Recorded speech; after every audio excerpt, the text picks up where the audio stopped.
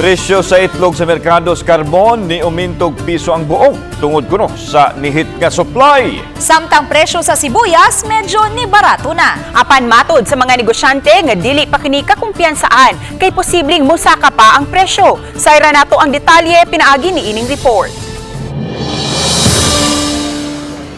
Sa usa ka kananan sa Barangay Busay, naabta namo nga nag-andam sila sa putahing bula-bula.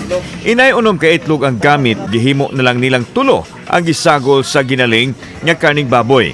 Kini tungod kay hilabihan na kuno kamahal ang presyo sa itlog. Gani wa na sila mamaligya og fried egg, paborito unta nga sudan sa pamahaw. Mo dyan gi-adjust ang itlog tungod sa kamahal sa itlog.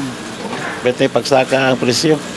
Sa usa ka kantin, among naagian, tag 15 pesos na ang matagbuok sa giluto nilang itlog nga sunny side up. Tungod gihapon kay mahal na ang kumpra.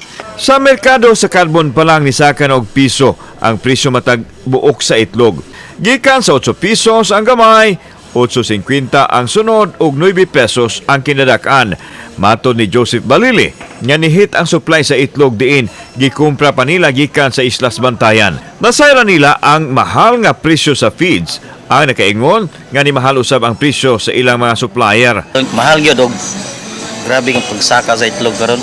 Pagkuan sa December daan, mahal naman ito. Hantod karon sir. Padayon ang idang kamahal sa itlog karon. Kung ang itlog ni mahal, medyo adunay pag-ubos sa presyo sa sibuyas Bombay. Ang lokal nga sibuyas, tag 280 pesos ang mga gagmay, samtang tag 350 pesos usab ang mga dagko. Mas barato ang mga imported nga sibuyas. Mas dako kini itandi sa lokal nga sibuyas.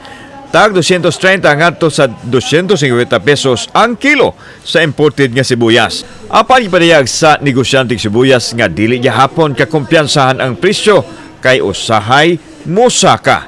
Wap ako kibaw, sir. Kaya nagsige mo katas. Kani bitaw, nag 300 may ani, karon ibalik naman sa taas. Kauban si Clover Lumayag, ako si Alan Domingo.